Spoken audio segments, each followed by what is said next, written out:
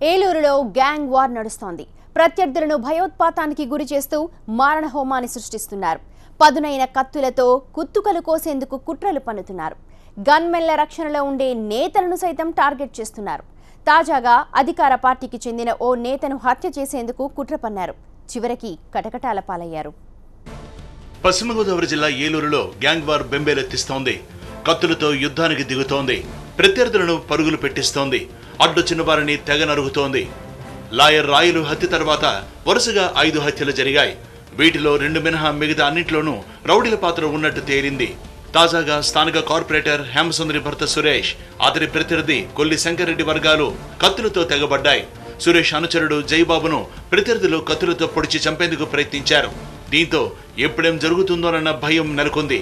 సురేష్, శంకర్రెడ్డి వర్గాలు ఒకరినొకరు చంపుకునేందుకు కుట్ర పన్నారు. వ్యూహాలు రచించారు, ప్రణాళికలు వేశారు. దాడులకు సిద్ధమవుతున్న సమయంలో అసలు విషయం పోలీసులకు చేరింది. అంతే, రంగంలోకి దిగిన పోలీసులు 2 గ్రూపులకు చెందిన సభ్యులను అరెస్ట్ చేశారు. అయితే ఈ కేసులో కీలక వ్యక్తులు ఇంకా అజ్ఞాతంలోనే ఉన్నారు. మరోవైపు పీకల దాకా తాగి నడి రోడ్డుపై కత్తులతో సంచరిస్తున్న ఓ ముఠాను కూడా పోలీసులు కటకటాల్లోకి నెట్టింది. వీళ్లు అధికార పార్టీకి చెందిన ఓ ప్రజాప్రతినిధిని హత్య చేసేందుకు కుట్ర పన్నారని విచారణలో తేలింది. సురేష్ అండ్ శంకర్ రెడ్డి అనే 2 వ్యక్తుల మధ్యన గొడవ స్టార్ట్ అయింది. బిహైండ్ పాత రీజన్స్ అయ్యి ఉన్నాయని వాళ్ళు చెప్తున్నారు. దాని మీద ఇతను ఒంటరిగా అక్కడ మామిడి తోట దగ్గర కనబడినప్పుడు ఇతను భీమవరపు సురేష్ మనిషి అని వాళ్ళు 5గురు కలిపి ఇతను స్టాబ్ ఇంజరీ చేశారు. ఈ శంకర్ రెడ్డి అన్న అతని మీద 2009 నుంచి 2005 నుంచి కూడా ఫస్ట్ ఇతను ప్రాపర్టీ అఫెండర్. ఓవరాల్గా 40 కేసుల వరకు ప్రాపర్టీ కేసులు ఉన్నాయి. రీసెంట్గా ఇతను చిన్ని కృష్ణ అటెంప్ట్ మర్డర్ కేసులో కూడా అరెస్ట్ అయ్యాడు. ఓ పొలం సరిహద్దు తగాద నేపథ్యంలో 2 వ్యక్తులను వేటాడి కత్తులతో దాడి చేసిన సంఘటన ఏలూరులో చోటు చేసుకుంది. వీరిద్దరూ ఏలూరు ఎమ్మెల్యే బడేటి బుజ్జిని కలిసి సమస్యలు చెప్పుకునేందుకు వెళ్లగా దాడి చేశారు ప్రత్యర్థులు. పాత బస్టాండ్ సమీపంలో కొందరు దుండగులు కత్తులతో వీరిపై దాడి చేయడం నగరవాసుల్ని బెంబేలెత్తించింది. పట్టపగలే హత్యలకు ఒడిగడుతున్నారు. ఇప్పటి వరకు 6గురిని అమానుషంగా హత్య చేశారు.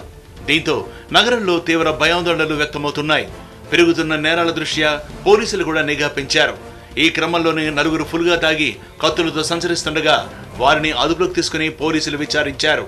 అయితే తాము ఒక వ్యక్తిని హత్య చేసేందుకు వచ్చినట్లు చెప్పడంతో పోలీసులు విచారణ చేస్తున్నారు. ఇటీవల పోలీసుల వద్ద లొంగిపోయిన వెంకటాపురం గ్రామానికి చెందిన రౌడీ షీటర్ నక్కల పండు తాను ఓ ప్రజాప్రతినిధిని హత్య చేసేందుకు రేకి నిర్వహించినట్లు చెప్పాడు. దీంతో ఏలూరు సిసిఎస్ పోలీసులు దర్యాప్తు చేస్తున్నారు. ఈ మొత్తం వ్యవహారంలో మాజీ ఎంపీపీ అనురాధ భర్త అప్పలనాయుడు పేరు తెరపైకొచ్చింది.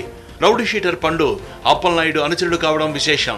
హత్యా రాజకీయాలను ఎట్టి పరిస్థితుల్లోనూ క్షమించడానికి వీల్లేదు. వాటిని మౌనంగా చూస్తూ ఉంటే వాటిని ఎంకరేజ్ చేసినట్టు అవుద్ది తప్ప వాటిని తగ్గించడానికి కావాల్సిన ప్రయత్నం చేసినట్టుగా పోలీసు వైఖరి ఉండదు. అందుకోసం మేము కోరేది ఏమంటే హత్యా రాజకీయాల్లో ఎంత పెద్దవాళ్ళు ఉన్నా కానీ తక్షణం అరెస్ట్ చేసి ఏలూరులో శాంతి భద్రతల సమస్య ఉత్పన్నం కాకోకుండా ప్రశాంత జీవనానికి ప్రజలకి అంటే ప్రశాంతంగా జీవించే పరిస్థితి ప్రజలకు కల్పించాలని చెప్పేసి కమ్యూనిస్ట్ పార్టీగా మేము కోరుతా ఉన్నాం. మరోవైపు రెడ్డి అప్పలనాయుడు వర్గం మాత్రం తమపై జరుగుతున్న ప్రచారం అవాస్తవమంటోంది. తమను అన్యాయంగా కేసులో ఇరికించేందుకు ప్రయత్నిస్తున్నారని వారంటున్నారు. మొత్తానికి గ్యాంగ్ వార్తో ఏలూరు వణికిపోతోంది. ఎప్పుడు ఏం జరుగుతుందోనని భయపడుతోంది.